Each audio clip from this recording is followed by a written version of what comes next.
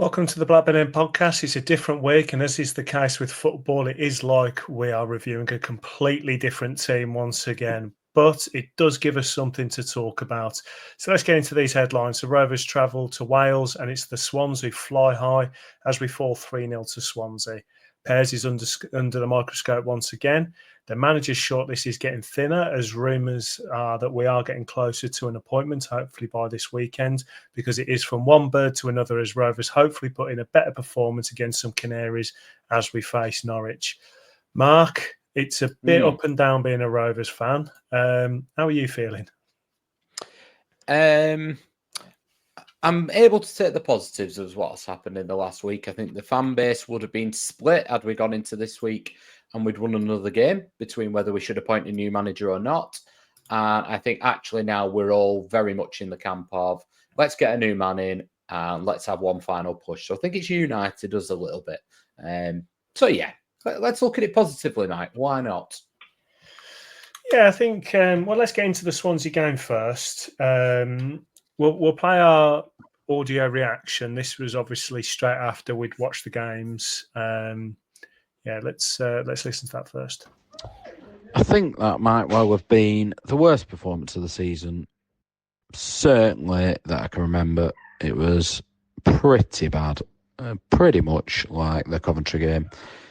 We cannot afford to have players having an off day. Well, certainly not too many of them. And I don't care what whoscored.com might or might not say. For me, none of them got above a 6. I think there's a couple of them, if not more, that were very, very poor. I really, really hope Carter comes back into the team. I think Cogborn Dennis came on at the right time, really. I mean, I'd have liked to have seen him start. Same with Buckley. But they didn't really provide any spark. I thought we looked very one-dimensional and very, very easy to defend against. They were well organised. Bit of a no-manager bounce like we've had, but they had one of those days that we've had before, and it has to just be one of those days. What we need to make sure is that it's not becoming a bit of a slide. I think get that manager in as quick as possible. At least it makes that job easier, and the fans won't be saying, "Oh well, let's keep Lowe." On to the new one. Well, in the interest of honesty, I did watch this game later than I normally would. So I was on social media during the game and seeing what happened. Obviously, when you go to watch a game and you already know the result and you already know that there's people that are going to be performing poorly, I think it's very easy to watch a game and just wait for the inevitable to happen. So I knew that obviously we was never in the game, really bright start. And I think one of those goes in, it's a completely different game, which is very easy to say. But yeah, after that, extremely poor. They looked a completely different side to what we've seen previously. There's a lot of people calling me out for my love for Ryan Hedges, which, let's be honest, I haven't actually given him any love this year. I may have made a couple of comments, a few tongue-in-cheek, but I think he's been pretty poor this year. I think, the elephant in the room is Pears making his mistake at the start. I'll try and break that down, but I don't think there's any need for anyone to break it down. I think it's pretty obvious to see what happened. But yeah, I just think it was generally an extremely poor game. We can't expect the lads to play fantastic every single week, but when it's a game where you come away and you just don't see any positives and you just feel extremely flat after it because they themselves seemed flat as well. But it was just mistake-riddled game, very poor, and it's not what we come to expect from this team.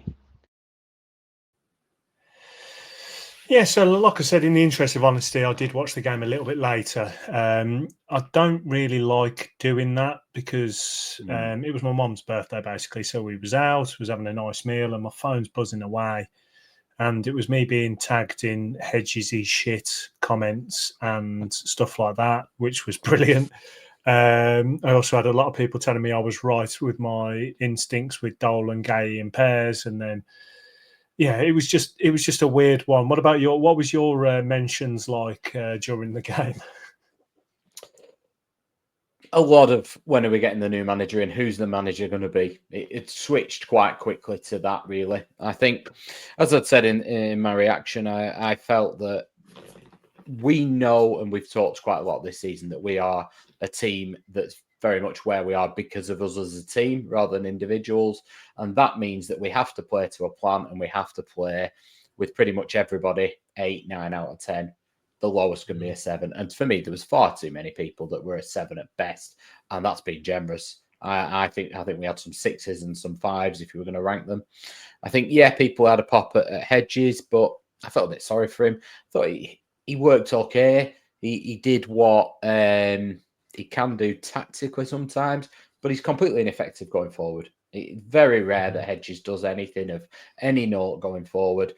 And when you as a team look a bit disjointed, he looks worse in that sense, because then you're relying on a cardboard to carry the ball up the pitch or a bit of magic. And that's not Hedges, is it? So I think when we look at our worst, it's when we've got players who are lacking in pace, are lacking in that dynamic sort of edge to the game. We've talked loads about Dolan and Gay, but I think when you play Vyman and Hedges, you lose something as well. And it was kind of everything was a little bit wrong, wasn't it? Same with Forshaw in midfield. He did okay. He's got his pluses, he's got his negatives, and his mobility is an issue. I thought there was too many people that lacked the mobility, too many people that lacked a bit of pace, and then there was a lack of quality as well. Yeah, 100%. I mean, what was weird for me was knowing everything I knew through, I mean, we live our lives as Rovers fans through X now. That's just, be it the podcast profile or our own. And I'm literally flicking between the two, in between, trying, my wife and my mum telling me off for being on my phone. Even though my mum kept asking me what the score was, because she's actually a massive Rovers fan. She kept asking me what the score was, but then was telling me off for being on my phone for too much because obviously we were losing. I found it really weird when I finally got around to watching the game. I watched that first 20 odd minutes and I'm like, hang on, like, what's everyone moaning about here? We're playing really well. We're getting chances. Yes, okay, we could have taken a few. But I thought Britain's getting his chance, getting down the line. Ribeiro's getting down the line. Even Vyman was having his chances as well. I mean, yes, there were some frustrations there, but I was like, what a start. And like I said in my reaction, because I knew the result, I was just waiting for it to turn, and it just felt like I was just waiting for the mistakes to happen. But at the time, I think trying to take my head away from the fact that I knew we was going to go and lose, I just thought to myself, if one of these chances goes in, it's a completely different game. Swansea were not looking like they were offering much. We looked like that we were being able to get forward at will, and that our passing was really good at the back. It was a very, very strong period. I just don't know. Was it luck that we needed? Was it quality, or was it both? I think it was both. I think you're absolutely spot on. If we'd have taken one of them chances early on, it was a great cross for Vyman, a great header, really, and a good save. It was good football all round. Had that gone in, I think Swansea are low on confidence. Like we've talked about, they've not got a manager now. It can be a completely different game and a very long afternoon for them. The problem was we then gave them the ascendancy, and we then did what you don't want to do to a team that's low on confidence, and that's give them actually some hope. You want to put them to bed almost and give them that thought of, oh, here we go again, as soon as you can in the game. And we didn't really do that. I think some of that was a bit of good goalkeeping. Some was a little bit of luck. But ultimately then, we didn't have enough quality in the tank to turn the game around once it started to turn in their favour. No, and we did gift them a goal from Pears. It was a Pears mistake. It was absolutely horrendous. I'm going to let you lead this one. Clear your throat before you start your round. I'll let you lead this one first, and then I'll say my piece. Well, I'll be honest, Mike, not being a goalkeeping expert, I normally leave this to you. But if I was in the nets on Saturday, that is how I would have tried to save it. And that is probably the worst thing I can say about it. He could have chucked his body on it. He could have chucked his cap on it. He could have chucked his shirt on it. He could have done whatever he wanted. But instead, he seems to have waited for it to come very close to him, swung a leg at it, hit his heel. So he's made an absolute pig's ear of kicking it clear anyway. But I don't know why he was doing that. I don't know what. You might be able to shed light on it. I have no idea what that was. And I've seen him before with rushes of blood. I've seen him making some errors with his handling. And you can kind of look at excuses. I couldn't find one. He's banging form. He's got a solid defence-ish in front of him. He wasn't really under the cosh. There was no one threatening him. He wasn't anyone in his eye line. And he just completely gifted Swansea. Here you go, lads. Have a go at the game. And we know we don't score bagfuls of goals. And he just can't do that. And I've never been convinced by Pears. I think we all know that. For me, I said at the beginning of the season when it was about Christmas time, people were raving about him. I think he's had a really, really good season. He's performed above what I expected him for Pears to perform. And we started saying, if he does this till the end of the season, actually, we'll hold our hands up and say, right, actually, his ceiling's higher than we thought. But I always knew deep down, to me, he had this in him. I didn't think he had it quite this bad. And I've been a little bit reticent to say it, but I've always felt that old adage of you'll win nothing with a poor goalkeeper. I thought at some point he would cost us. And there's loads of other things that went wrong in this game. But I just think if we've got a goalkeeper of the standard of we've got, and I'm not saying Tulth's any better, I think ultimately it costs you. Big moments in big games, you need a goalkeeper to pull you out of the absolute pap. And I think the opposite is true often with Pears. I think in a big moment, in a big atmosphere, that wasn't what this was. But then he seems to struggle. And I thought, actually, at weekend, I couldn't find an excuse for him. Can you give him any glimmer of hope here, Mike? No. Do you know what's weird? I had this premonition that he was going to do not something really bad, but I just felt like because I'd given him quite a bit of praise this season, I thought he's going to kick me in the teeth at some point. I've had it with other players where you just praise them and you think they've turned a corner. And we said that mentally, he must have had a torrid time. Goalkeeper is one of the toughest. I mean, my personal opinion is it is the toughest position on the pitch. Not necessarily for anything other than mentally, it's very tough. You make a mistake, it's a goal. I mean, how many players let the ball just go between their legs and it doesn't go to nothing? A goalkeeper, it's a goal, and now we're talking about it. So it is a very difficult position to play. I've been in this situation loads of time at a much lesser level where you're flat-footed, you've taken your eye off the ball, you may have looked somewhere, you might have taken a slight deflection, the ball might not have travelled what you thought. And like you say, you just swing a leg at it. You may look a bit of a tool, but the whole point is stop the round thing from getting behind you. And he didn't do the basic, and he looked very silly, and we know he's got it in him, but the reason why I kind of stopped getting at Pears too much is I think most championship keepers have. The Leeds keeper, he's always got one in him. Apparently he's done another one tonight. I haven't seen it. I've had a message off someone saying every time I watch Leeds, their keeper just makes a howler. And he's meant to be valued at a ridiculous amount of money. So I know a lot of goalkeepers have it in them. But we've been spoiled over a period of time with the likes of Friedel. I mean, I felt like Flowers had a mistake in him, but we had a long time with the likes of Friedel. Robinson was solid, and then coming into later years we had Kaminsky, but Kaminsky had him in him as well. But with Pears,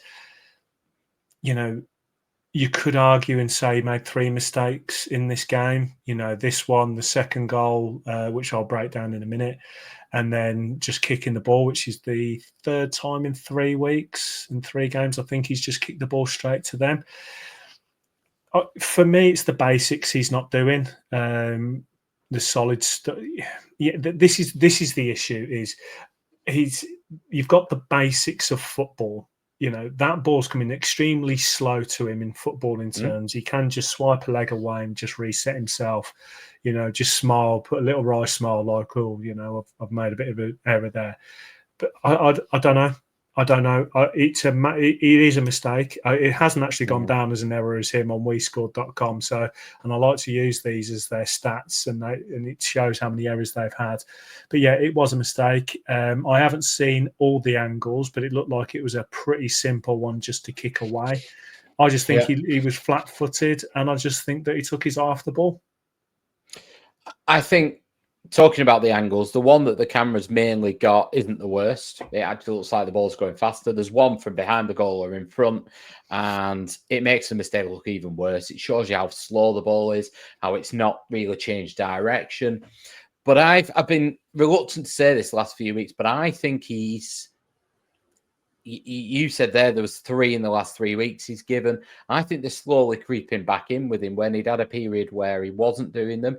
And I just think they look like a lack of concentration. It almost looks like it's too easy for him now. And this is the only thing I could put this down to a weekend. It was like, oh yeah, well that's done. I'll clear that. And that is when it costs you. You need a goalkeeper that's fully concentrating. And I get it's a difficult position. Mentally, it must be extremely draining. Whether you're defending the whole time, it's possibly slightly easier in some senses when you're not. And he hadn't had much to do in the game up until then. But you're 100% right at the same time, Mike. I was up in Newcastle at the weekend, talking to some Sunderland fans. And if you told me this, let's say we went into the summer and we spent £5 million on Anthony Patterson, we're taking him from Sunderland, he's their number one, I'd be going, oh, exactly what we needed to do. We've got an upgrade. I'll be honest, they'd swap him for Pears right now, in their opinion. They think he's throwing them in for fun. He's out of shape. He's out of form. They don't trust him. So it isn't a Rovers problem that's all it is. And I think did Leeds go and spend 30 million, was it, on Melier? And I wouldn't trust him as far as I could throw him. Well, look at Ramsdale. Yeah. Ramsdale, he came out in an interview, didn't he say he was watching a pigeon or something and he wasn't concentrating because he's got ADHD and stuff. And it's like, you're a Premier League goalkeeper meant to be looking at England for Arsenal, and you're there talking about how you're staring at pigeons. It's a bit of a strange one. You want your goalkeeper to be able to concentrate. Yeah, I've heard of some excuses, but getting distracted by birds, I don't think you're allowed to say that anymore, are you? No, we've all been there. But no, the thing is like I coach goalkeepers from the age of 6 up to adults, and some of the young lads, they're just there staring at other pitches, not concentrating. And you do get it is a difficult position to play. You have got to stay alert to everything. But I don't think that the concentration thing is necessarily a massive issue with Pears. I think it's his speed of thought. I just think his decision making isn't the best. His instincts aren't necessarily the best. So, like, your instinct when that ball is at your feet like that is just to kick it away. Sometimes you'll see goalkeepers and it looks like they've kind of thrown themselves on the floor. It's nice because they've literally just swept the ball away, let their standing leg go and just fallen on the floor, get rid of the ball. And I think that's all he had to do in that situation. But I do think that when it comes to goalkeepers now, they're all under the microscope all the time because they want them all to be these superb football playing goalkeepers. Ray has turned into one, obviously, which is crazy to think, but he's turned into one. Then you've got Edison, Allison, all of these players now that play football, and everyone expects them to be like that and wants them to be like that, when actually sometimes I think just go back to basics. Just get rid of the ball. If you I hate the fact that goalkeepers punch and don't try and catch, because they seem to be more bothered about goalkeepers that are good with their feet than they are with handling and reactions. So, yeah, it's a deep one, but obviously the second goal then comes. It's a bit of a mistake from Sanderson. I think he was more bothered about battling the guy than actually doing anything. He got no help. Yeah. The striker runs through. Pert Harris? Yeah. Yeah, he runs through anyway. And again, Pears he just seems stuck to his line, doesn't really want to come and close or make himself big. And then he just sticks a foot out to try and save it, where really you want him to be low with his hands, trying to, narrow the angles and tip it round the post. Did you feel like that from your angle, that it was another pair's, not necessarily mistake, but he should have done better? Yeah, I think I'd like to have seen him do better. I think he got away with that one in some senses because the focus was on the fact that the wonderful Gavin Ward was refereeing, and it was a free kick against Sanderson. I think Sanderson should have done better and shouldn't have given that as an option. I think you're right. I think he went into the physical battle, but there's no doubt that that was a free kick all day long, twice on a Sunday. I think just to wrap up on pairs for me, I'd said it was coming up to the January window. Yeah, he was having a great season, but I would still have replaced him with about 10 goalkeepers in the Championship. I'm not going to change my mind, I don't think, on that. I think you're right in the sense that, 20 years ago, there was not the same microscope on goalkeepers. You didn't see all the angles. What did you used to see? A minute of Rovers on Match of the Day. So unless it led to a goal, you didn't see the keeper errors. You might not notice them in the ground. You certainly didn't see all the angles of it. They weren't all over X. And we're asking goalkeepers to do a lot more and take a lot more risks. So that's going to mean they're going to make mistakes. We understand that. But I just feel that actually it's not so much about his kicking out when he does that and he makes an error, because I can kind of say, well, do you know what? You're asking somebody to do that who's maybe not the best at doing it. For me, it's exactly what we talked about. It's the basics. Why is he sticking a leg out of the second one? Why is he going with his feet for the first one? Do the basics right. And then if things are going wrong when you're trying to play out from the back, it's not necessarily your fault. I think we can look to other people for that. But he doesn't do the basics all the time right. He doesn't do 7 out of 10 every week. And I like my goalkeepers to be really boring. A bit like the refs, I like to not really notice them. I want them to be a 7 out of 10 every week. If we get a goalkeeper that then pulls off the odd worldy save and saves you points, happy days. For me, I didn't think Kaminski was amazing, but I thought he pretty much saved everything he should save. Very rarely saved things that he maybe shouldn't. And like a Friedel would save things and you go, how? How has that happened? I thought Raya was very different. I thought Raya would save some things he had no right to save, but then would let things in that he should have saved. I think Pears is unfortunately for me, I just think he's all the negatives of all of them. I think he doesn't save everything he should save and very rarely saves things that he shouldn't. So yeah, I'll be honest. For me, going into the summer, I think we need a goalkeeper, whatever league we're in. Well, it's interesting actually, because we'll get into the conversation about manager searching. But I think this is where a new manager coming in might be quite brutal. He might not. He might be coming in with fresh eyes, seeing certain things and so on, and have a look at this performance today. Maybe look, but I mean, if any manager worth their salt is going to watch every single game that Rovers have played, maybe even into last year, and they're going to see some pretty horrendous play from the goalkeeper, and they might come in with fresh eyes. And if they haven't got pre-existing relationships, they might be like, do you know what, Toth, Pears, it's a free-for-all. I'm going to decide between one of you two to be my goalkeeper for the rest of the season. And Pears might actually lose his spot. I think there's a lot of people that aren't convinced by Toth because of how he played against Wolves. But is it better the devil you know, or is it the lesser of two evils? Pick your poison.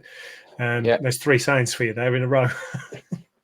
I think what will happen as well is both managers that have been heavily linked have been in the Championship very recently. So it'll be very interesting what they think of Pears. And actually, there was a spell last season when he was having an absolute shocker. You look at the likes of Ismael when he came to us with Watford. You look at Wagner when he was playing, obviously, at Norwich. Will they have been targeting Pears? I certainly remember that Valerian Ismael's West Brom team was sticking everything on our goalkeeper all the time. Now, that was Kaminski. But his Watford team, I seem to remember doing something very, very similar. So they'll already come in with preconceived ideas about Pears. Probably not Toth, but Pears they certainly will. Well, I mean, going back to the game, I mean, he kicks the ball straight to their striker. He does make a decent save. Other than that, he doesn't really have much to do. Swansea go off and win 3-0. Like we said, I mean, the thing is with the goalkeeping situation is you make a mistake just before half time like that, and it does change the game. You know, he saves that. We go in at half time. Potentially, there's a few changes that are made that then opens the game up a little bit more for us. So it is frustrating that, you know, these two mistakes at the end of the first half absolutely killed us because, like you said, we just didn't look up to it. Hedges, like you say, he wasn't the only one, but Hedges wasn't having a fantastic game. Dolan wasn't having a fantastic game. Gay wasn't having a fantastic game. Well, that's your three-pronged attack. Vyman behind him had his opportunities, but he wasn't taking them. So, you know, and then, like you say, the bench, we finally look to the bench. Garpo comes on, Dennis comes on, Buckley then comes on, and it looked a bit different, but it just seemed inevitable still. Yeah, I mean, it got to, obviously, when the third goal went in, and I was thinking, well, that's that done. Let's have a look who's played a lot of football and get them off. Who hasn't played much football, get them on. And it became almost a case for that. I think it's obviously much easier with hindsight. I think he went with a safety first of experienced pros and experienced people he knew in the starting 11. And I think it lacked pace, it lacked energy, it lacked dynamism. But then the subs came on and didn't really give us anything either. But how handicapped were they when they were coming on? They were 2-3-0 down when the first subs came on. So yeah, it's I think it all hinged on that first half. If you go in at 1-0, you can have a bit of a rousing speech, you can pull yourselves together, you can fly out the traps at them in the second half, and Swansea are all of a sudden very nervous again. Going in at 2-0, it's almost game over, isn't it?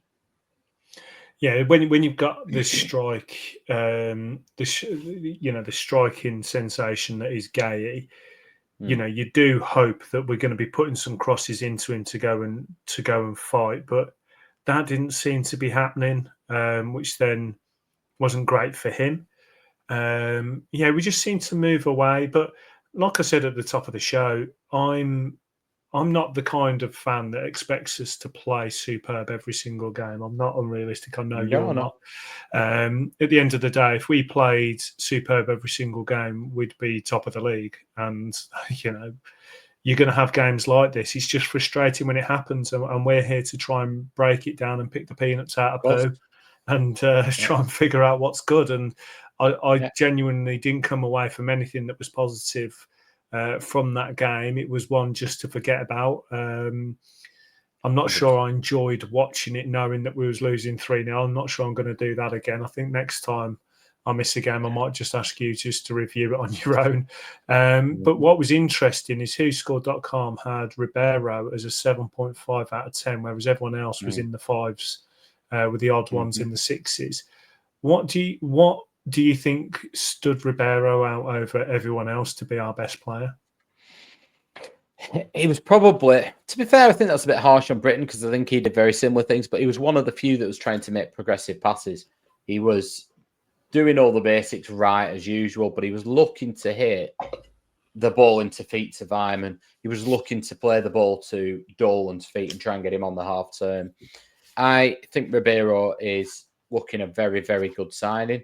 I'm a little bit worried he's played a lot of football all in the space of, you know, not many weeks after not playing. I know he played 9 games, was it, at Braga, but he'd not played loads. But I think you're right. I think this happens in the Championship. It happens to the best teams in the Championship, even the worst, obviously. But I would put this in the category of, do you know what, put that in the bin, learn your lessons, move on. And under David Lowe, we've got 2 points out of an average of 2 points out of 3 games. Well, if you do that from now to the end of the season, you're in your playoffs. So, yeah. I'd take a win and a loss. It's better than 2 draws, you know. So it's what happens, but it's how we bounce back. 100%. And I've just I've just realised as well I made a mistake in our intro. I said about moving on to Norwich. We've got a derby game before then. So I apologise for that. I have just realised that when I've looked at the fixtures. But do you think that David Lowe has the games? Do you think he... Sorry, it is Norwich and then derby. It is Sorry. Norwich. Yeah. Sorry, I just looked at something wrong. It's been a long day. Not going to lie to you, because the way you looked. So those listening, Mark just gave me a look as if to say, "What the hell are you talking about?" I'd accidentally clicked next on the fixtures, and I thought, "Hang on, we must have derby this week." Right? No, sorry, it is Norwich we are playing. It is. So we've got Norwich, and then we're on to derby. So do you think we're going to have a new manager before we go then, or do you think Lowe's got the reins ready for a couple of games now? No, I think we'll have a new manager. Maybe even before the podcast is out. Yeah. Ah, interesting. Okay, well, we'll have a quick discussion about that. But before we move on to the Norwich game, not the derby game, sorry. What was your favourite fan reactions? My favourite fan reactions. Well, I am going to be honest, Mike. All of a sudden, we seem to have a lot of Burnley fans following our podcast. They seem to be very interested in how many points apart we are, how many points, something about minding a gap and various things. All I would say to those giddy little people down the road is it's a marathon, not a sprint, boys. And if you finish in the playoffs, it doesn't really matter how many more points you have. So I would just keep your powder dry for now. What I would say is California Rover. New gaffer, please. I think that summed up pretty much where we were at. And what we did have was one from Louis Grant said Lowe's Swan Song, which was a lovely 3-word review. Yes. It was. Now, I did look at the fan reactions. I used to look on the Rovers X. I don't think there's any point in going through them. There was a lot of people calling out individual players, the team, saying the manager needs to change, how frustrated they are. Like I said, we try and be quite balanced when we talk about things and have a sensible head on. But I wasn't happy with the performance. I look at the game and I just think, with how these lads can play together, what we've seen out of them, I can understand. When we're tired and when we're knackered, I can understand that from the players' point of view. I sometimes look at the manager and I definitely look at the owners saying that we should have maybe brought in players that were more match fit and match ready to allow that. But this just didn't seem like when you've seen that first 20 minutes, and it didn't seem like it was tiredness that changed after that 20 minutes. It was mistakes, and that's why I wasn't happy with the performance. What about you? Very similar. I thought it was a lack of mobility as well. I think Weimann always gives us... He's probably the most likely to score out of the 3 that always play behind the front man, but he doesn't give you that much in the build-up. He'll be faster than me, but that's not saying much. I think he just slows the game down a little bit. And when you've then got Dolan and Hedges either side of him, that could be an issue. Same with Forshaw in midfield. So who I thought did okay. It's not a pop at any of them individually. It's just their skill sets are not athleticism and pace. So you put them all in the team. What you expecting really? So yeah, I think there was, including the setup of the team, I think there was a lot of mistakes, but it happens in the Championship. Let's move on. And definitely let's move on. I've now clicked back to the correct part of the plan. My brain is back in gear. We haven't played the Norwich game. We've still got to do that. So let's talk about the Norwich game. Now, we do actually enjoy playing Norwich, home and away. We've had some decent results. I tend to enjoy playing them. I think that whenever we've had a game that's been poor, like a Coventry game, and now like a Swansea game, we tend to bounce back and actually do quite well. Do you think this was the kick up the arse to go into this game and actually give us a bit more, hopefully, new manager bounce? Yeah, I think it's incredibly difficult. Obviously, we've been thinking about how we're going to preview the game. We can't really do that with the fact that a new manager might be walking through the door in some senses. I personally feel like my earliest memories of playing Norwich are beating them 7-1 when the Premier League had just started. But I actually have some horrible memories against them in more recent history. I think they've come to Ewood, none more so than Owen Coyle's first game of the season when they absolutely wiped the floor with us. But I feel like we really struggle against them. I think Josh Sargent is one of the best forwards in the league. And they've always got one or two quality players. But you would hope, where they are at home, we've had a full week of training, so there shouldn't be a tiredness issue. Hopefully we've got a new manager bounce. We've then got another week before the Derby game. So I think it actually is quite good timing for us to get somebody through the door and go into these games. Yeah. Yeah, I mean, the last 6 meetings, we've won 3, drawn 2. We've managed to get some goals against them. They're 10th to our 6th with 4 points ahead. Their form's not terrible. They've only had 1 loss in the last 6 games. We've had the 3 losses, 3 wins. But like you say, if we do get a manager through the door between now and then, hopefully a lot of the lads not necessarily going to be fully in charge of the game unless it is a proper imminent appointment. But I do have high hopes for this game, and I think being at home, like you say, and having a bit of a bounce back, I do hope that it was the kick up the arse we need from Swansea that we can go and get this result.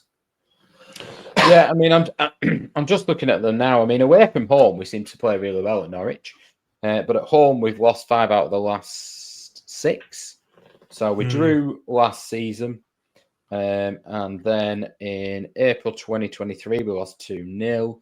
We lost 2-1 in 2020. We lost 1-0 in 2018. Then comes the infamous Coyle 4-1, and there was a 2-1. So, yeah, that's where So we like playing them at their place, and they like playing us at our place. Yeah, so unfortunately we're at home at weekend.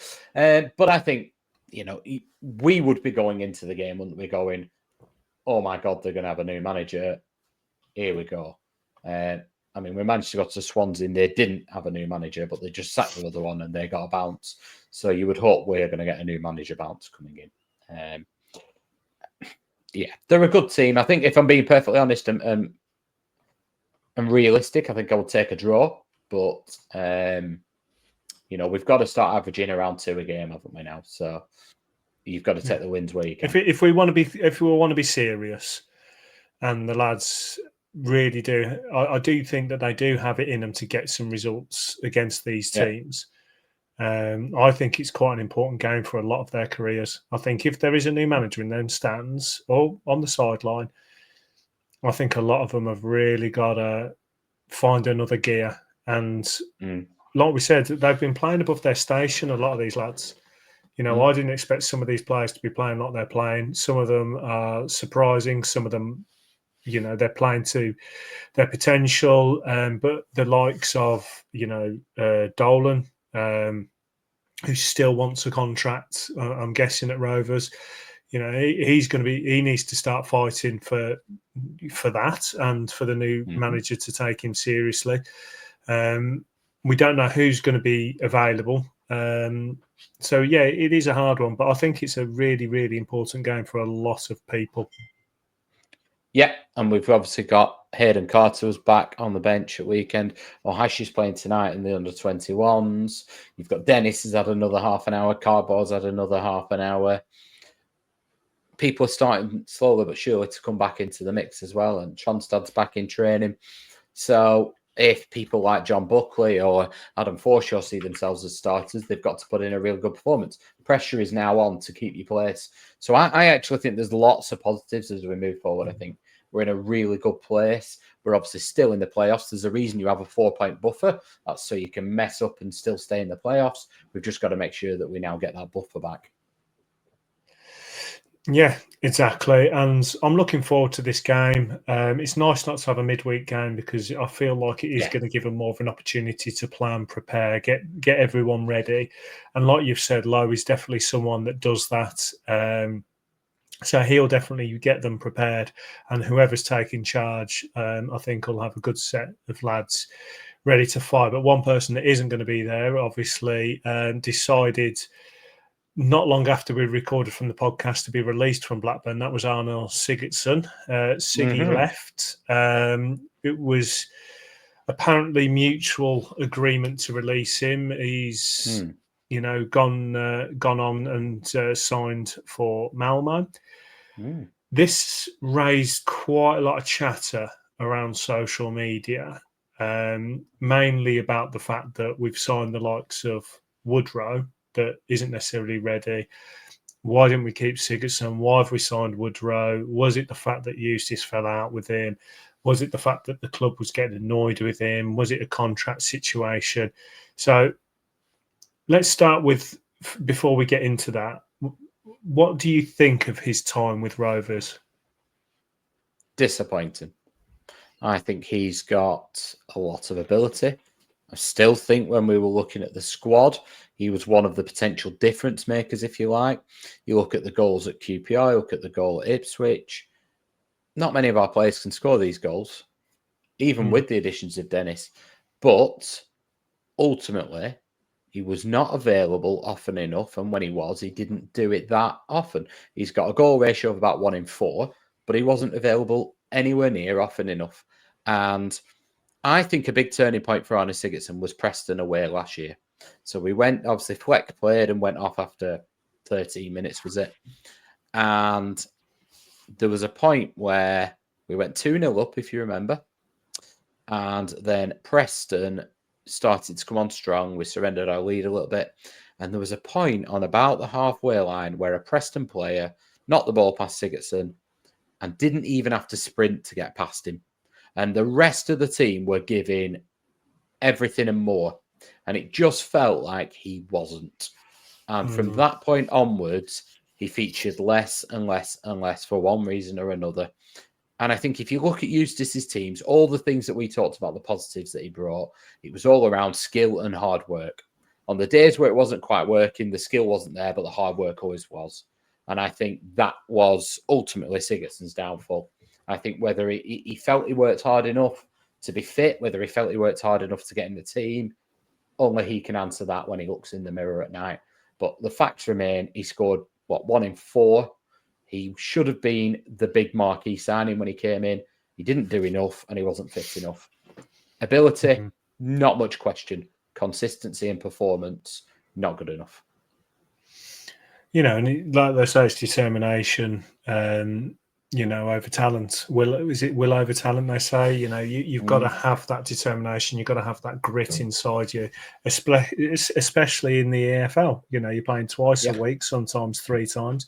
You've got to have that determination. And when they said we'd released him and he'd signed for someone else, I thought he'd signed for the Arndale Centre, because all I seemed to see on social media was him shopping with his mates or going out. And it's like, come on, you're not helping yourself here. I mean, we appreciate the fact that people have their own time, their own life and stuff. And we would never take that. But it just felt like he was never really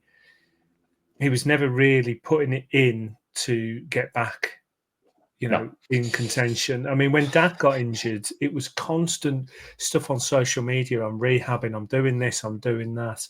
Yeah. And you see that with other players, but with him, and oh no, it's only social media. But the optics of it wasn't good. And if you've got someone as talented as that and you're just willing to let him walk, there's obviously a reason for it. I mean, there's the old adage, and it's up at the training ground, that, hard work beats skill if skill doesn't work hard. There's a reason Ryan Hedges plays ahead of him when he's not got as much ability as him. I think if you look at, you're right, players have their own lives, but when you're injured, if you really, I know we've joked about it, but the togetherness of our squad is actually our strength. Danny Bart isn't fit. he's in the changing rooms. Travis isn't fit, he's in the changing rooms. They're there supporting their teammates. Arne Sigurdsson was either in the Arndale, in London, or at Preston North End supporting his friend. I can't. It's just not good optics. Yeah. No. And that's the issue. And I was really excited when he signs because, it's an Icelandic international. Everyone's showing the videos of him playing at the Bernabeu. He's played at a good level. We was expecting someone to come in, but I think for me, it was a classic player that he was making some good money. He will always find a club. He's found one now because he has that talent. He's a winger. He's got something about him. And I think that's ultimately what's going to give him some sort of career. I mean, I hope he goes on to have a good career, but it was never going to happen with us. Not all signings are going to hit. And it's a shame because I think it's a big opportunity lost for us, but I don't think it's necessarily our fault. No, I think it's a big opportunity missed for him as well. You've got to remember, he was dropping down from, obviously he was playing in Russia, he was playing in the Champions League, he had to go to, is it Iceland or Sweden he went back to because of all the stuff going on to play some football. And he came here, we were all talking about, actually, we might only keep him 18 months anyway, because if it goes well, he's going to be getting a shot at the Premier League or a team in the upper echelon to the Championship. If it doesn't, he'll disappear. He undoubtedly had the ability to be playing at a higher level, but if you can't do that week in, week out, for whatever that reason, maybe it's you just haven't got that in you to do it week in, week out, whatever. But it's a shame, but yeah, I think it was worth a gamble, but it's not paid off. And a lot of people were really negative on social media about the club. They seemed to suddenly be pro Sigurdsson rather than anything else. And I was reading quite a lot, and I didn't know really where to fall with it because, I mean, he was talented, he was exciting, but you can't carry these players. And at the end of the day, if he's good enough, he plays. And he seems like a nice guy, so it's not him being a dickhead or anything. I just think he got his priorities wrong, and the club didn't like it. And people then saying, "Well, why have we brought in Woodrow?" And let Siggy go. And it's like, well, they're not stupid. They're not going to keep a guy on that we're spending X amount on just to keep, doddering around the training ground now and again and having a great life outside the club. So maybe they've just thought, let's let him go and let's roll the dice on someone else. And I think it was probably the right decision. But social media had a proper little meltdown about it. But I think some people just want to attack just for attacking sake. Yeah. And those same people were saying, oh, he'll end up at Derby and that's why Eustace is gone. And listen, if John Eustace wanted to pick him, he'd have picked him when he was here and he was fit. He's not been fit anywhere near enough. So people are questioning why we're picking Woodrow over him. Well, Woodrow's at least been on the bench the last few games. Sigurdsson's not been anywhere near it, whether he's been fit enough or whether he's wanted to sit near it. Exactly. And talking about John Eustace, who has left, we are looking for a manager. What's the latest names in the pot? So it would appear the last two that have been whittled down in our deal or no deal, the little showdown that we've had, are Valerian Ismael or David Wagner. What are your initial thoughts on those, Mike? So speaking to, I've spoken to a few fans of the clubs that they've been at, and I'd say probably Ismael's my pick of the two. I do like Wagner, and it does look like Ismael, based on the rumours I'm seeing, is going to be the one. Albeit apparently going to be on a pittance of 600,000. That one's been doing the rounds. We'll get onto that one in a second. But I've heard some really positive things about Ismael. So that tends, obviously, the West Brom connection with me living around here and speaking to a lot of fans. They when I told them, I was expecting them to take the piss, but no, they seem quite positive. What about you? Well, I met him when we did the Rovers Fans Takeover Day. We was against Watford last year about Christmas time, and we were in the media centre after, waiting for the managers to come and do their interview, me and Dan. And in walked Valerian Ismael first. What an absolute hunk of a man he is. 6'3". Absolutely massive he is, Mike. Really imposing. Really nice guy as well. But he's only 6'3". That's small, mate. That's what Wikipedia says. I'll be honest. He towered over me. Doesn't say much. But he had this steel about him. Really nice bloke. Really well mannered. Had no need to be well mannered to us. He was there to answer some questions to the Watford press and get back to London. But really well mannered, and had this steel about him that you thought. Both me and Dan, when he walked out the room, he commanded the room without doing anything, and we both went, I wouldn't want to upset him. But he's definitely got a look, because he was centre back, wasn't he? He's got a look that if he wants to snap you, he's going to snap you. I'd be choosing running. Yes, fight or flight. It would definitely be flight. But I mean, I've had a look at, obviously, into his stats. So people point immediately to, he didn't do it at Watford. Well, number one, it's Watford, but I'll tell you just the last few managers at Watford. Ignore Tom Cleverley for a minute. Chris Wilder had a very similar win percentage at Watford. Would you take Chris Wilder right now? Yeah, I would.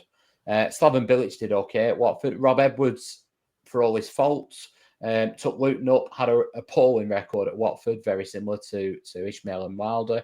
Didn't work out. Roy Hodgson had an appalling record at Watford. So that tells you all you need to know there. So did Claudio Ranieri, who's also won the Premier League. You delve a bit more into his stats. He's got a 49.86% win rate. It's a bit skewed. He was at Wolfsburg 2 on a couple of occasions. That skews it a bit. And then he took over. Now, I don't know how you pronounce this, whether it's Lask or Lask. And he took over from Oliver Glasner, who's Crystal Palace manager. And he took the role of, I think it's as head coach and sporting director. So it's a fair combination of roles. But he had a 62% win ratio there. So that skews it a little bit. But then Barnsley, it was 56%. West Brom was 38%. But again, I'll go back to that West Brom. They've just come down from the Premier League. We know that, yes, some teams bounce straight back, but it can be also very, very difficult to do that. And if you look at their signings that summer, they sold a lot of they had, if you remember... I was just about to say, they cleaned house, didn't they, to make sure that they were financially stable. You cast your mind back. They brought in Sam Allardyce to try and keep them up, and it didn't really work. They had people like what's the centre? Branislav Ivanovic from Chelsea at the end of his career. They had a lot of players like that on big wages, and they cleared them out. Exactly right. They bought Daryl DK, who he had at Barnsley, and then he was injured, and that was the only person they really spent money on. And so I think the West Brom one's a little bit skewed. I'd also take you back to, because again, people look at the West Brom and say, oh, well, he didn't do it there. When he left, they were 33 points. They were 13th in the table. Preston were just above them, ironically, but had 2 games in hand. But they were only 8 points off of the playoffs. So who's to say over a season he wouldn't turn that round? I think, and to be fair, it shows he's been used to having to deal with what he's got as well. Oh, 100%. The signings that were made then were like Andy Carroll on a free transfer, loans. So the fact that we've spent money on a couple of players, he'll be absolutely buzzing. But yeah, I think in terms of Ismael, I think he's not the as much as I was enamoured with his looks and his presence. I don't think he's the sexiest manager in terms of football. I think he's very much results based, probably quite similar to Eustace. If I can play some football, great. But if I can exploit a long throw, I'll do that as well. I remember him coming to Ewood and having Furlong taking about an hour over every set piece, and the towel was coming out and he was whizzing it in from everywhere. But if it works for you, then do it. I'm not opposed to that. It was by no means Big Sam football. He's one of the names when it came out that I thought I'd be very comfortable with. He obviously knows Coley Woodrow. He knows Callum Britton. He had Britton on the wing, ironically, at Barnsley. That was where Britton used to play. So yeah, I think we're looking, if we're being realistic, Mike, that we probably need 20 points. 71 might well be enough this season, but actually, if you get to 74, it takes you up to about 2 a game. So between 1.5, 2 a game, and he's had that at Besiktas, not a bad club to be at, and he's had it at Barnsley. What I would say, my only bit of caution, is he's not yet been at a club, as far as I can see, beyond a year. It doesn't seem to last, whether that's for a good reason or not. So Barnsley, he did really well. He moved on. West Brom didn't quite go as well. Besiktas, the most matches he's managed for a club was last guy LASK, and that was 50 matches. It's 49, 36, 14, 48, 4, 13, 1. But these are obviously some of these are just bouncing around, I think, being caretakers. But then when he started to get into permanent management, it was 50, 44, 31, 18, 40. So, yeah, I mean, the thing is it's pretty hard to judge a manager. I mean, we openly admit that when we talked about Eustace, we wasn't impressed. JDT, we wasn't necessarily, whilst we was like, oh, great, sexy name to put on, we wasn't sure. And back at Tony Mowbray days, I wasn't even convinced about that because unless you're getting a superstar manager or someone that's really shown what they can do at this level, it's pretty hard to really hang your hat on something and say, yes, this guy is the one. I like the fact he's got experience at different levels in England. I like the fact that he's actually done some management in Germany and Turkey because, apparently we were looking at players from the German leagues. Oh, yeah. Like I think you said yourself a couple of weeks ago when we was talking about our transfer policies, these are the kind of leagues they're looking in. So all of this could be falling in to the whole ethos of the club, because I don't think he's going to change for whoever comes in. He's probably going to be playing the same way that we play because that, like you've said before, it's etched into how we do it with the club. 4 at the back, 2 in midfield, 3 across the wing and centre, attacking centre mid with a striker. That tends to not really change, and it's going to be really interesting to see how he plays because that's apparently the way he plays. Is that kind of formation as well. So it is all falling in. The question is when's it going to be announced? Because it does sound like it is going to be him. I think it is. I think Wagner's the one that's probably running close. But I think you're right. I think people sometimes look at managers and rule them out because they've had a negative experience somewhere. I would say he's had a really good experience at Barnsley, punched above his weight. He's done okay at West Brom in a real transitional period, could have been given more time, and had a bit of a shocker at Watford, but everybody does. And I think managers, you listen to them often. And Eddie Howe, I remember listening to the High Performance podcast and listening to him when he come out of the Bournemouth job, and how he talked about now being at Newcastle. He said, the reason I'm doing so well now is because of everything I learned at Bournemouth, everything that went wrong, everything that went right. In life, generally speaking, you learn from your mistakes. So, yeah, he'll have made a few mistakes at Watford. He'll have made a few at West Brom. He'll have made a few at Barnsley. I don't think they're a bad thing at all. I think he'll come in and he generally does play 4-2-3-1 or 4-3-3. The difference being he has one sitter at times when he's been more attacking. But that kind of fits in with us. And he's not going to be an idiot. If he looks at it and he says, you know what, Travis is better in the 6 next to Tronstad, that's worked really well for them. He's probably not going to mess around with it too much. I think he's a manager who gets the most out of what he's got. It fits for us. I wouldn't be very, very surprised, though, if whoever comes in doesn't have a break clause in their contract for both the club and them, where they look at it in the summer and go, actually, let's reassess this. But I think he obviously speaks French. Being French, he will probably have a bit of a handle on a bit of German. Well, I'm not sure how his Turkish is. Maybe that's amazing as well.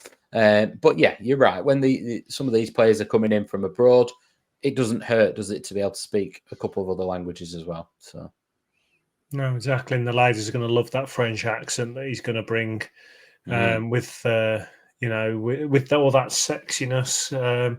But yeah, it's going to be interesting to have a new manager taking us to the end of the season.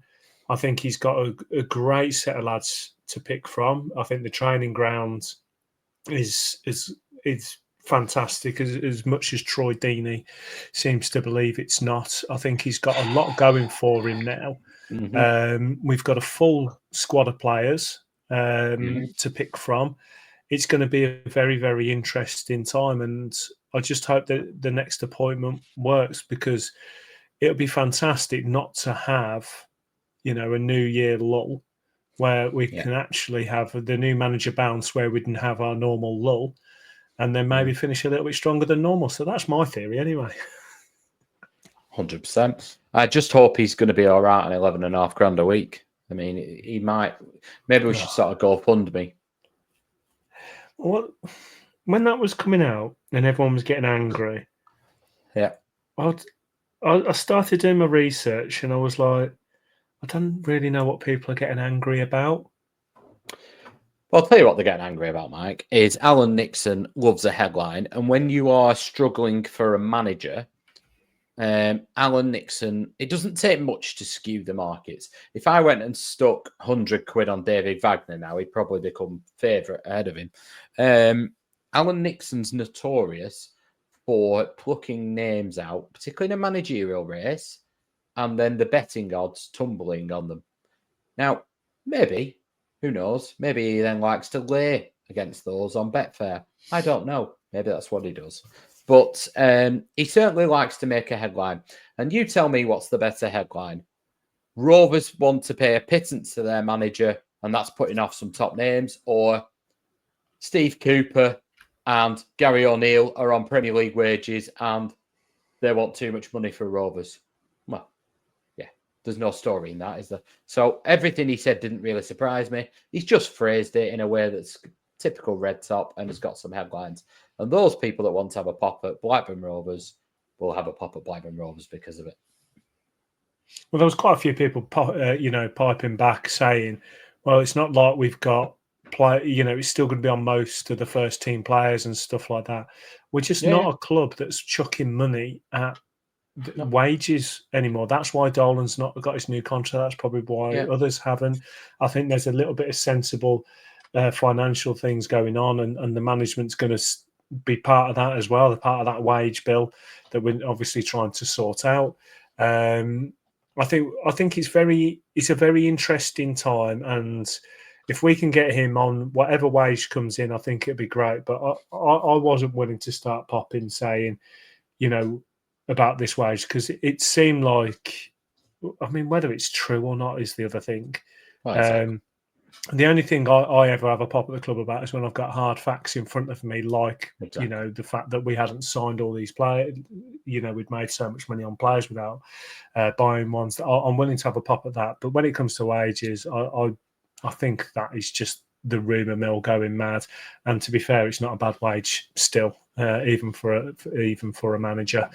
But yeah, so to remember, just to finish on it, you've got to remember that Alan Nixon's job is to sell papers. And when people want and are desperate and asking him for information, and a time when a manager is in being, who's it going to be? Who's it going to? And everyone, people are checking the the internet regularly. He doesn't need to go searching for what the story is. He just needs to create a story, and then he's got his links, he's got his clicks, he's made his money. His job is not to provide information to Blackburn Rovers. His job is to sell newspapers and get clicks. He's done his job. Exactly.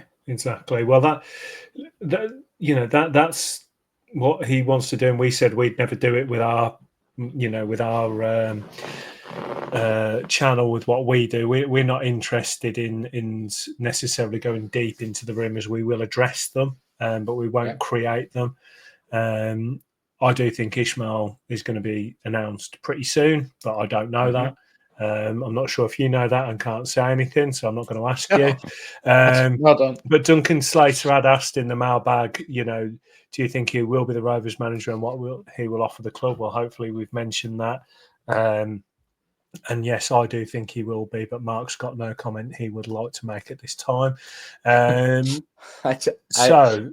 genuinely don't know. It could be David Wagner. I've done some research on David Wagner. It's next to me on the screen. If you want me to talk about David Wagner, that's go on. Just chuck some to David Wagner. So when he doesn't get appointed, we don't need to talk about it.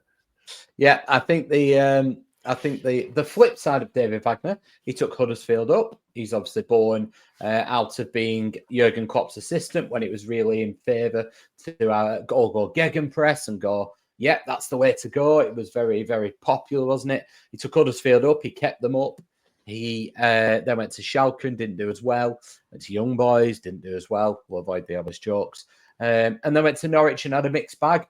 And actually, I was on Radio East Anglia. Was it today? I was disappointed it wasn't Radio Norwich. I wanted to make a joke about Alan Partridge, but I didn't. But yeah, he's got a very similar win ratio. Stays at clubs a bit longer, but I wasn't that impressed with Norwich. And I think we talked about it last time when there was the time we went there and we thought he was going to get sacked, and the Norwich fans weren't absolutely sold on him. He didn't take them up, and they had an awful lot of money and a much more expensive squad. He did ironically better at Huddersfield when they had less money to spend, but that was 2015 when he took over Huddersfield. So actually, I think if you're looking at the more recent history and the more recent success, Ismael fits the bill for me. I've liked him as a manager. I think I've not seen every game, so I might well turn around in a few weeks' time and say this football's horrific. What have we done? I personally would have gone for a very, very short term till the end of the season, give Big Sam a big ring, and he loves our training ground, as he talked about. But yeah, bring him in. But we're not doing that. We're not going to chuck a 3 million win bonus at any manager. So it's more than likely going to be one of those two. Which one it will be, we'll find out this week, I would imagine. And we will find out. We'll stick something. We'll stick something out there for us all to discuss. Because one thing we do want to actually start up again is the question of the week. We put them out there now and again, and we think you guys really enjoy them. So we might restart question of the week about our new manager and how you feel like he's going to do. But when we do put them out, if you can just make sure you comment, tag your friends to make their comments. Retweet it, because we like to get as much information as we can, so then we can talk about it on the podcast. But going back into the mailbag, so Aaron Boyce, long-time listener of the pod, said with all three promoted clubs likely coming back down and similar happening each season, what are we hoping that an unlikely promotion would actually provide for us? Is it new buyers, income, fan tourism? So yeah, you've discussed this in the past with the finances. I've touched upon it. The thing about getting promoted nowadays, it's not the financial windfall you think it necessarily is, because there's so much cost involved in just getting promoted. So if your stadium isn't ready, for example, which ours isn't, it would need a lot of infrastructure changing, which is millions and millions. Things like the pitch should probably need to be sorted, the drainage, things like that, they'd have to evaluate. Things for VAR and Hawkeye, all of this having to go in, because have we already got it anyway to a level? But there's certain things, enough. Isn't there? That, there's certain things that needs to be installed. Then you're talking about all the new policing and sorting out all your media centres. There's just so much that goes into it, and then you've got all the financial side of wage increases and training ground upgrades and stuff like this. It's getting promoted seems like a lot of hassle, doesn't it? Does seem like a lot of hassle, but I wouldn't mind the hassle. I think ordinary circumstances, it would be nice to. I think when you've not been in the Premier League for a long time, I think you put some of it into your infrastructure, whether that's that lot down the road built themselves a training ground because they were on part of pitches. We would not necessarily need to do that because, contrary to Troy Deeney, our training ground's in decent nick. We would fully redo the pitch and things like that. So there'll be some long-lasting benefits.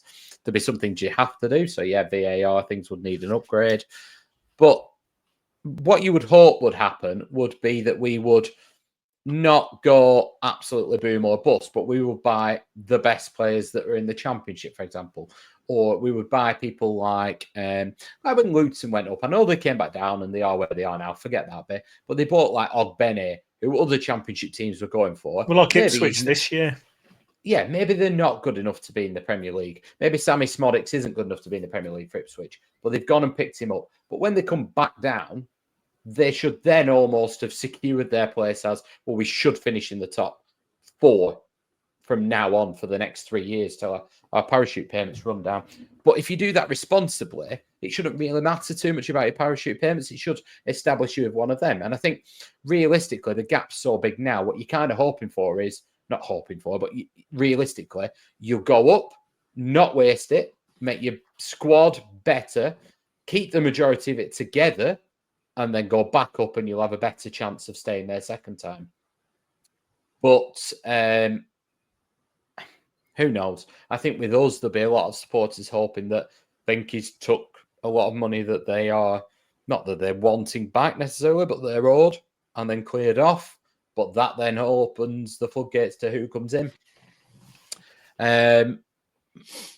Personally, I think I'll probably take that, though. I think, actually, if it meant a promotion and there was no financial windfall at all for us, but we came back down with new owners, I think even if it was just for to reinvigorate the supporters and reinvigorate the atmosphere around the place and that feeling of, right, let's go again. It happened at Bolton, didn't it? I know they've not gone up, they're not doing amazing, but they've got 17,000 season ticket holders on the back of new owners. And yeah, I think for me that's time. So I would take it even if that would happen. But yeah, what about you? Yeah, I'm the same. I feel like if we absolutely crazily got promoted in the next couple of years without, I mean, I'd be shocked, and I would fully expect us to come straight back down, and it would be just having a party, every game, fully expecting to get tanked, because I just think that going into the Premier League without spending hundreds of millions, like, what Villa did, it's very, very difficult to go up and be successful straight away nowadays. So I do see it as hitting one massive reset button, going up, sorting the ground out, cleaning everything up. Like you say, just cleaning the club up, whatever that means, from whether it's physically or metaphorically, just cleaning the club up, cleansing it, getting it back to where it was. And if we came straight back down, like you said, we would hopefully be in a better place as long as it was run properly and we wasn't going up spending silly money, because it's worked for Forest. It's worked for Villa. I don't think Brighton did it quite the same, but a lot of clubs have got, I think Fulham did it and failed. They came back down and they struggled, but luckily lucky for them, they've got back. I'm not the kind of fan that would actually like Rovers doing that. I like the fact that sometimes we're not the ones spending millions and millions on players. I'd like to buy one that's a few million. That'd be nice. But I'd hate it if we went up and we spent 40 million on a player that I'd never heard of and 60 million on another that I hadn't heard of. Because I just feel like it would stress me out for the whole season, because I'd just be thinking, if we go down, we're absolutely, Yeah, I know what you mean. So, what you don't want is to bring a load of players in that are going to clear off and then you're starting from scratch. Mercenaries. You don't want mercenaries. No, you have to, for me, become a better squad and pretty much keep the majority of that squad together. Now, if you go up and you keep Dolan and he does amazing, he's going to leave. We know that. I'm not talking about that. I'm talking about Ipswich bought Sammy Smodics. More than likely, Sammy Smodics will be there next season, whether they're in the Premier League or not. They're the kind of signings you want. And yeah, I think what I wouldn't enjoy, if I'm being honest, is when we were in the Premier League last time, we remember not spending fortunes, but punching above our weight. I think that's increasingly difficult to do that. And actually, you see teams now, don't you, going to... I look at Ipswich now and I think, I mean, they're giving it a go, but it's not much fun for Southampton. I wouldn't want to be a Southampton fan right now. going to every game and 60 minutes in, a bit like weekend almost, but 60 minutes in, it's every game's gone. That's not fun. So sometimes I'd be okay with that and just enjoy the ride if we went up with a squad that I felt like could compete in the odd game without spending a ridiculous amount. Because I think if you do spend that ridiculous amount, like I said, it's going to be in the back of my mind. Well, hang on, we've spent a lot of money and we're going to be going straight back down, and then we're going to be kind of in the same issue that other clubs have been in. And so if we don't bounce back, whereas like you say, if you do like what Ipswich has done, you've got more chance of bouncing back or being extremely financially more stable. That being said, I haven't looked into the finances of that, but I'm just going off what other people have told me on the Ipswich. I think Ipswich have spent over 140 million. It said the other day. They've not done it cheaply. Maybe that was the wrong one for me then. But they've bought a lot of players. But they've bought a lot of players that realistically could stay with them. I think that's what they have done. They've not gone and bought, I don't know, like when Forest bought 20 odd players, and most of them are going to leave if you go back down. I think Ipswich have bought players that will be very good in the Championship and more than likely stay, but then might lose the odd one if they do really well. So they bought Liam Delap. He's doing really well and would probably go for 50, 40 million. So they'll make a profit on him. And actually, when you look at the last few teams that have come down, when we did that study on them, the people like Southampton, like Sheffield United, are often making a profit when they come back down now on the players themselves. So, it can work. But you just don't want a massive overhaul next year, the year after. And then, like you say, be thinking, oh my God, looming on the horizon here is the end of parachute payments. And if we don't go up now, we're up the creek, and actually we're worse than we are right now. Well, that's the thing. You just don't want to jump out of the frying pan and into the fire. Nope. You've got to be sensible. Let's be honest, we're probably not going to get promoted for a good few seasons yet, because you've got to remember the teams that we're talking about coming down and the players that they've got. Yes, they're coming straight back down, but then they're going to be the three favourites to go back up. And there's normally one random one that goes up as well. So you end up with 5 or 6 teams built like Premier League teams and squads coming like in the league at any given time. The fact that we are where we are in the league is an absolute marvel. But if we do want to be serious and we do want to compete, Venky's would need to put their hands in their pocket to make us get there, because I don't think it is going to be this year. Let's be realistic with it.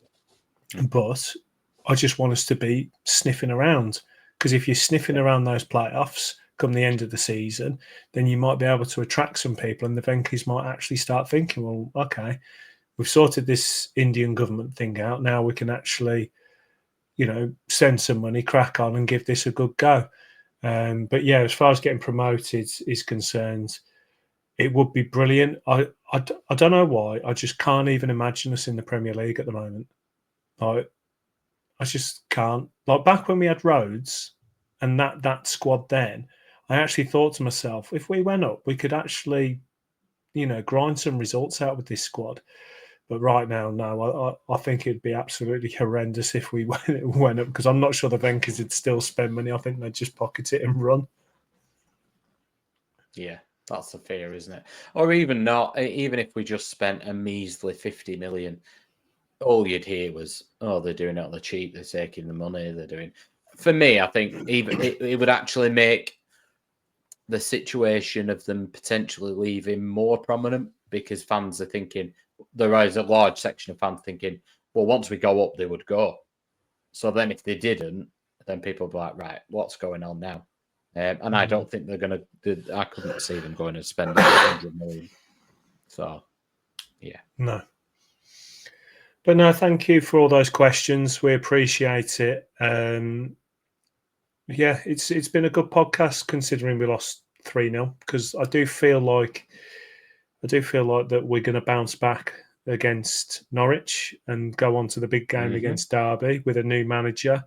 How do you think we're going to be feeling in a week's time, Mark? I think we'll draw against Norwich. But I think all eyes will be on Derby away. All omens for that game are interesting. Obviously, it's going to be a Eustace game. There's more than likely going to be a new manager in the Rovers dugout. Derby haven't scored at home for 7 games. Did I hear the other day? Eustace didn't win a game at Rovers for 10. I know he tried to claim the Stoke one. So all odds would point to, Rovers will definitely go there and win. So I'm already thinking, well, the Rovers thing to do will be to go there and lose. But I'm looking at the table right now.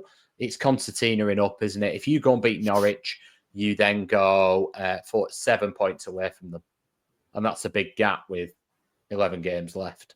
So it's getting to the point now where we've not had this all season, but I think we're getting to the point now where we have to win. And that's not every week, but we are getting to the point where we're having to win a couple of these. And I think the next 2 are probably ones that we need to go again and win the next 2. Yeah. But we're definitely going to be positive next week. We're going to have a nice positive podcast, aren't we? 1,000,000%. We'll have a brand new manager. I'll be looking at the table and going, do you know what? I can see a way that we can finish in the playoffs. It doesn't matter if you're 17 points above us and you've spent 150 million more. We're both in the playoffs. And once you're both in there, let's see what happens.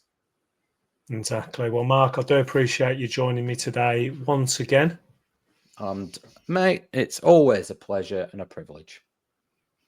Good man, good man. Well, we're on to the next one.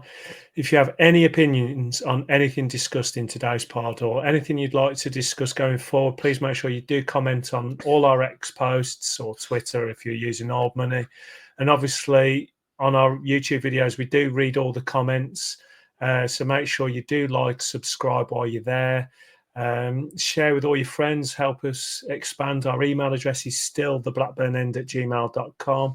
But until next week, have a good one, and we'll see you then.